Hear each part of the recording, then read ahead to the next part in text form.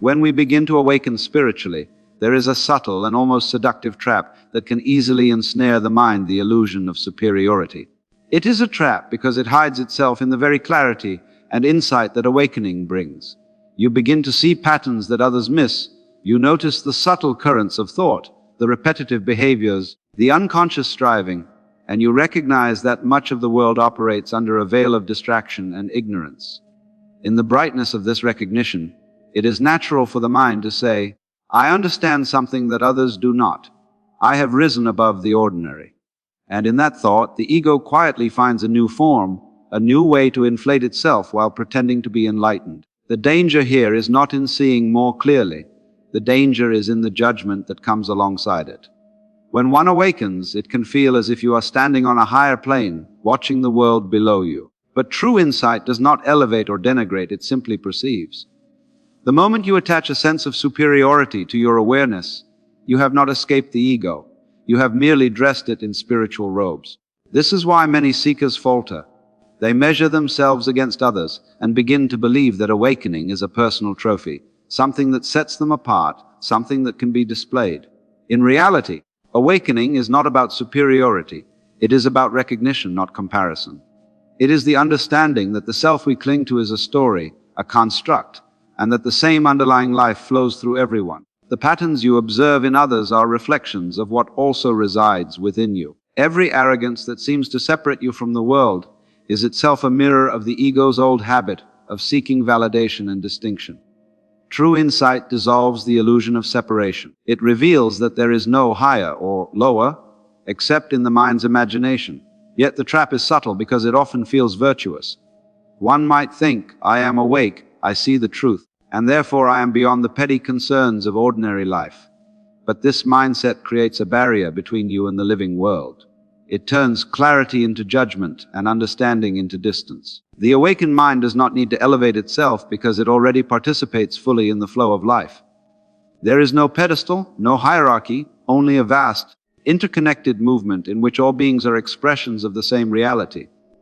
The way to navigate this trap is simple yet profoundly cultivate humility alongside insight.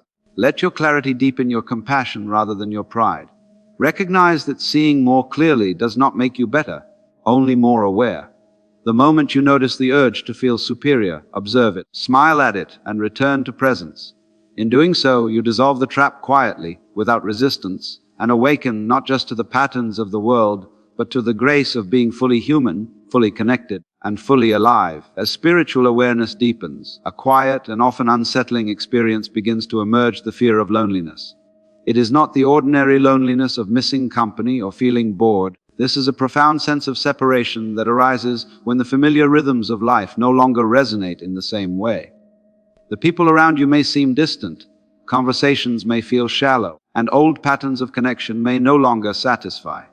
This is not a flaw or a punishment. It is a natural consequence of perceiving life more clearly, of becoming attuned to subtler currents of thought, feeling, and being. The world you once knew, with its familiar certainties and routines, appears thinner, and in that thinning, you confront the unfamiliar territory of your own presence. The fear associated with this loneliness is the mind's way of clinging to what is known. We are creatures of habit, and when awakening stretches the boundaries of experience, the familiar becomes uncomfortable or inadequate. You may find yourself yearning for old relationships, old ways of thinking, or the security of group identification. Yet, the very essence of awakening invites you to step beyond these dependencies, to discover the richness of being alone without feeling abandoned. Loneliness, in this sense, is not emptiness, it is a space, a kind of fertile silence, where the self can be seen clearly, and where the illusion of separation begins to dissolve. Many people attempt to escape this solitude by seeking validation or companionship that mirrors their old patterns. But these attempts often fall short. They are external fixes for an internal state, and no external attachment can replace the intimacy of being fully present with oneself. The awakened path asks for courage. The courage to remain in that quiet, to face the sensations of isolation without panic, and to discover the depth of life that exists in moments of stillness. In these moments, the richness of experience is heightened. Thoughts, emotions, and sensations are no longer merely background noise, but become vivid expressions of living consciousness. There is also a subtle lesson in this solitude. Loneliness exposes the mind's habitual need for attachment and approval. It shows how often identity is constructed around others, and how rarely we encounter ourselves directly. When the fear arises, it is tempting to resist, to seek reassurance, but resistance only prolongs the unease. By allowing the fear to exist, by observing it without judgment, we begin to understand that the essence of awakening is not found in the company of others, but in the fearless presence of one's own being. Ultimately, the fear of loneliness is a threshold. Those who walk through it discover a profound freedom. They learn that connection is not something to be grasped, but something that naturally flows from presence. The world does not abandon the awakened. It simply asks for a different kind of engagement, one that begins from within. In embracing solitude without fear, the awakened mind learns to inhabit life fully, to appreciate relationships without dependency, and to encounter the world with clarity, compassion, and a quiet joy that arises when one is truly at home within oneself.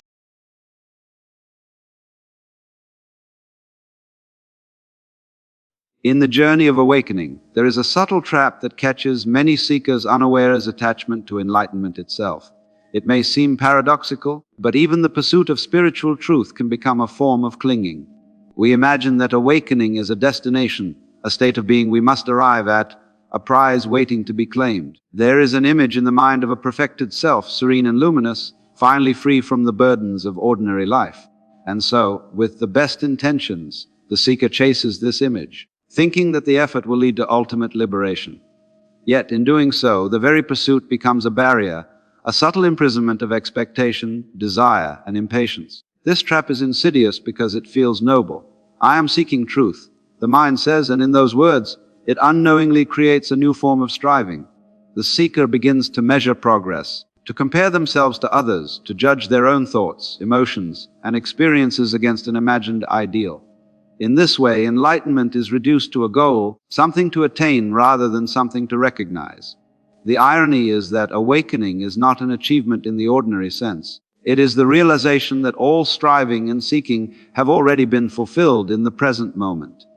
By grasping at it as a future state, the seeker misses the very essence of what they are looking for. The attachment manifests in subtle ways. One may pride oneself on understanding certain teachings, meditate with intensity, or recite affirmations with discipline, yet the mind is always reaching for more, always thinking that freedom lies somewhere just ahead. This creates a constant tension, a push and pull between the here and the there, between the reality of now and the imagined perfection of later. It is a trap because it disguises itself as dedication. The mind applauds itself for effort while quietly binding itself to expectation. True awakening, however, is recognition, not acquisition. It is the seeing that the present moment, with all its imperfections, contradictions, and ordinary details, is already complete. Enlightenment is not a distant shore to be reached. It is the ocean in which you are already swimming. The moment you grasp for it as something external, you miss the fluidity, the immediacy, the living truth that is always available. The mind's habit of striving, even in the realm of the spiritual, must be observed, acknowledged, and gently released. The practice is subtle. When the desire for attainment arises, instead of pushing it away, you turn your attention to the very act of seeking. Notice the tension, the expectation, the imagined destination. In that noticing, the grip loosens. You discover that awakening is less about climbing a ladder of stages and more about relaxing into the flow of life, fully accepting what is, without needing it to be other than it is.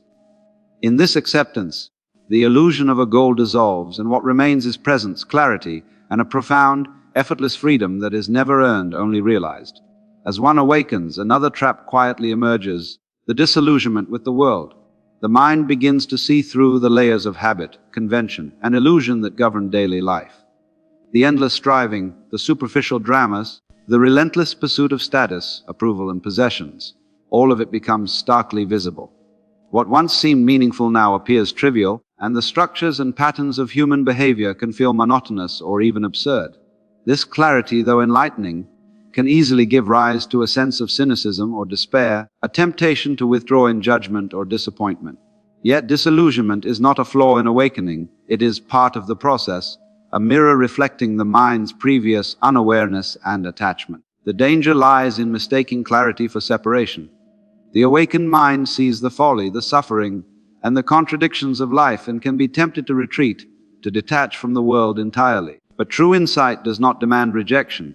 It demands perception without resistance. The world is not the enemy, and its imperfections are not proof of failure. They are the conditions in which life expresses itself.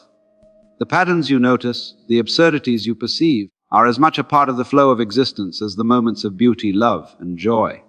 To awaken is not to escape the world, but to see it fully, in all its chaos and wonder, and to participate without clinging or aversion.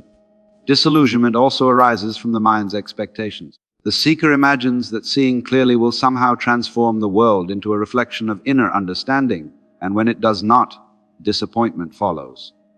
But the world is not obliged to mirror awareness. Awakening is not a tool for control, it is a lens for perception.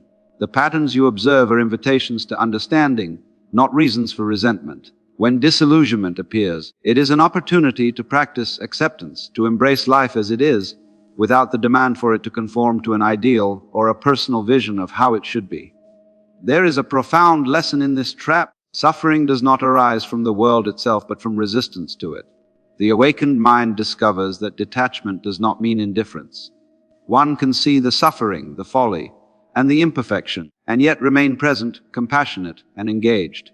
In this presence, life is not a problem to be solved, but a mystery to be experienced, with its full range of contrasts. Clarity does not alienate, it connects. It allows one to see both darkness and light, chaos and harmony, and to find a sense of ease within that spectrum.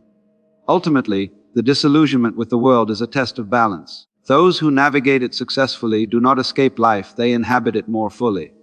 They learn that the awakened perspective is not a withdrawal but a deeper engagement, one in which clarity, compassion, and joy coexist with the recognition of imperfection. The world, in all its complexity, becomes neither enemy nor burden but a reflection of consciousness itself, a living, breathing mirror in which awakening can be fully realized, not by changing the world, but by changing the way one perceives and participates in it. In the path of spiritual awakening, there is a subtle and often overlooked trap for getting joy. As awareness deepens, it is easy to become serious, solemn, and even austere, as though the pursuit of truth demands the sacrifice of laughter, play, and lightness. Many seekers fall into the habit of measuring their growth by how detached, disciplined, or solemn they have become, believing that the weight of understanding is a sign of profundity. Yet, true awakening is not grim or heavy, it is alive, vibrant, and intimately connected to the delight of being. To forget joy is to step into a shadow of awakening, mistaking gravity for wisdom and self-denial for insight. The trap is subtle because it often masquerades as depth. One might say, I must focus, I must observe, I must seek truth. And in that focus, the heart grows constricted. Laughter becomes rare, playfulness feels frivolous, and the light-hearted aspects of life are dismissed as distractions. The mind, in its zeal for understanding, forgets that awakening is not a detachment from experience, but a fuller immersion in it. Life, in all its contradictions, absurdities, and beauty, is meant to be felt, savored, and celebrated, not merely analyzed or endured. Joy is not a reward for effort. It is the natural rhythm of consciousness expressing itself. One reason this trap arises is that many equate spirituality with seriousness, as though enlightenment requires a denial of pleasure. But the awakened mind sees pleasure, delight, and laughter as integral to existence, not opposed to it. To experience joy is not to be shallow, it is to be fully present. When one forgets joy, the journey becomes incomplete, a mere intellectual exercise or a form of self-discipline detached from life's vitality.